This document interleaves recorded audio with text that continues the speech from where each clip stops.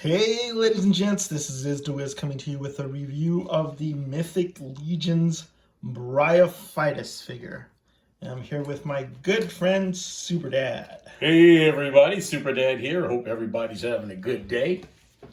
So, I recently came down for PowerCon in Anaheim. It's a nice show put together by Val Staples, and it's been going on for many years, and it's a celebration of all things Masters of the Universe. And it was a great show, and the Four Horsemen introduced their newest homage figures, which are Mythic Legions figures, but there's kind of a hint, there's kind of a nod to some of those characters from Masters of the Universe that we all know and love. And so this figure that we're reviewing now, Bryophtyus, is an homage to none other than Mossman. So I'm going to start out by reading the bio here for you and see if my old eyes can do that. Hopefully that'll focus. Super Dad always asks me why I do this, and I do this because in case you don't want to hear my voice and you just want to pause it, you want to read the bio yourself, you can do that. So you can either put mute on so you don't hear Izzy's voice, or you can pause it and read it yourself, which would, I guess, be better than him just reading it off camera. And like Val must be a staple to the PowerCon, IzDaWiz is a staple to reading bios. Take it away, Iz. Alrighty, Bryophtyus. Deep in the hidden hills of Zylonia lies a mysterious region called the Swale, with an ecosystem all its own that teems with enigmatic creatures rarely seen by the outside world. The Swale thrives beneath the watch of a heroic defender named Bryophtyus, a lichen orc with the ability to absorb and redirect the power of the plant life around him. Bryophtyus serves as a shining example, known for bringing order and peace to the land. Bum, bum, bum. So he's a heroic character, and he's a member of Zylona's flock. That's the faction symbol right there on the packaging. And he's all for protecting the environment. Yeah. A hero for our times. It's kind of reminiscent of the Mossman situation that we talked about last review. When we did the Revelations figure. That's the one. Right. So, yeah, their Mossman is... You know, it's a funny thing, too, because Liz and I were talking about it. I'm not particularly interested in getting this figure because of the flocking. I have the original Mossman from the Masters of the Universe line, and I tell you, from everything that I read, you couldn't get that thing wet, which otherwise that stuff just turns to sludge. Real turn off for me. Won't be going for this figure, but visually, I think he's cool. Don't know if I would have bought him if they would have just sculpted all that stuff on him, but definitely not doing it with the, because it'll get all flocked up. Yeah, it will. And I don't know anything about that, but Super Dad apparently likes to bathe with his figures and get them wet, or go swimming and have adventures, or either he likes to put them in like warm, damp places in his man cave. I don't know what he's doing with them, but apparently the flocking is a problem. And let me say something. I love the way this figure looks. I acknowledge the fact that the flocking is rubbing off already. And this is a weird sort of flocking. It's different from the flocking that we got in the Masters of the Universe Classics.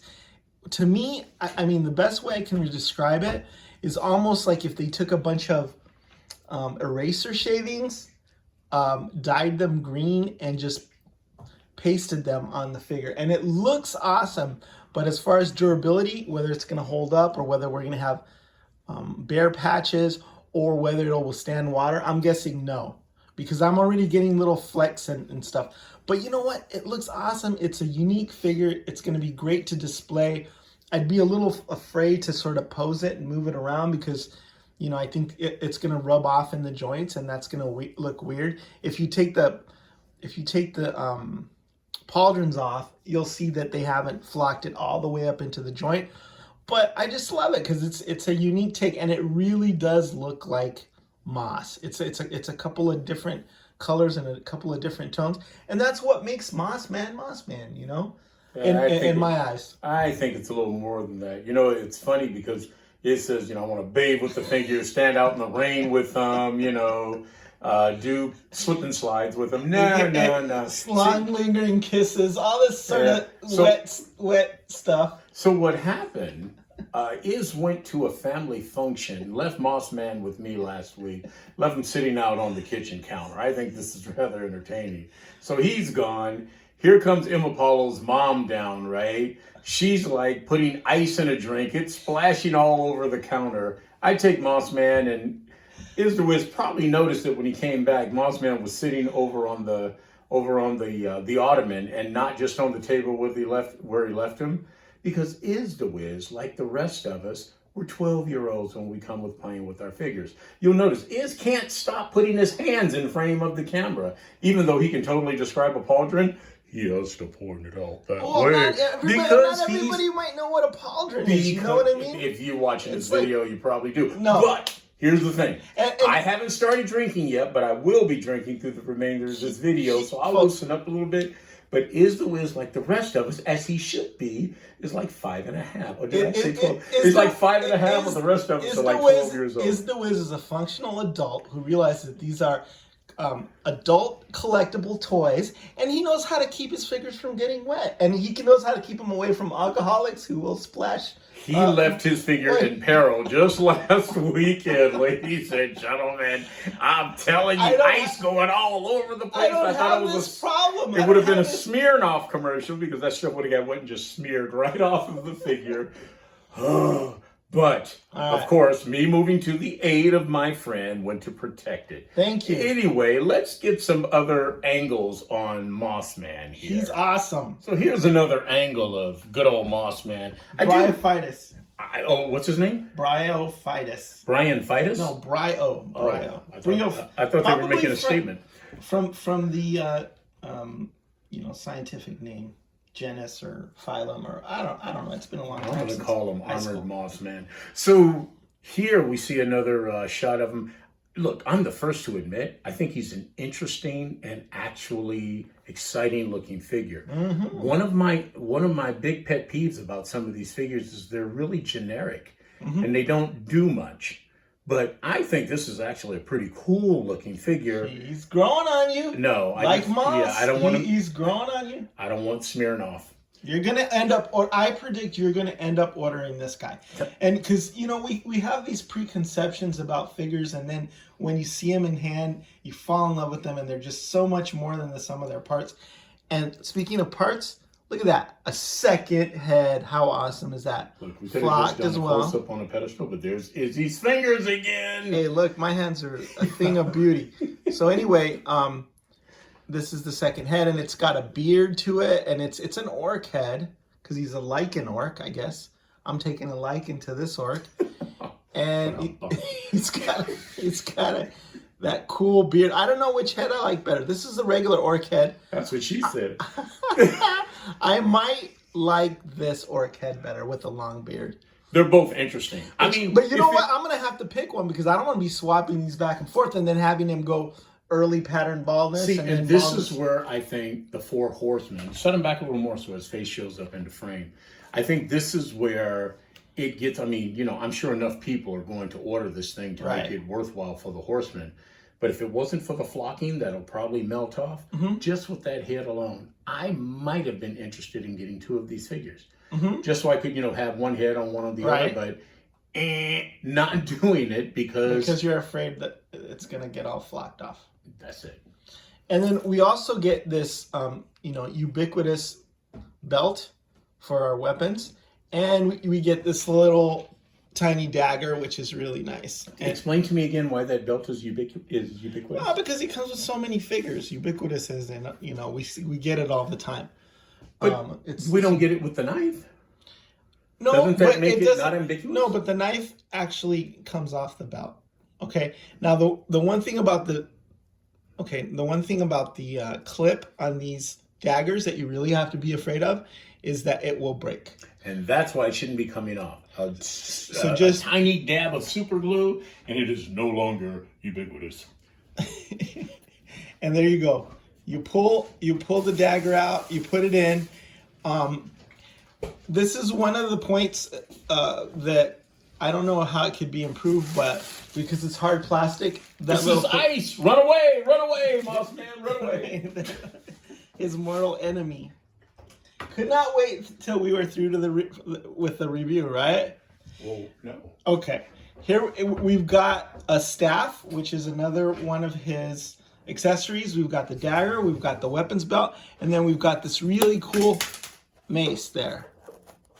Okay, which we've seen with other figures. But what we don't have is guess what we don't have with this that we've had with a lot of other figures?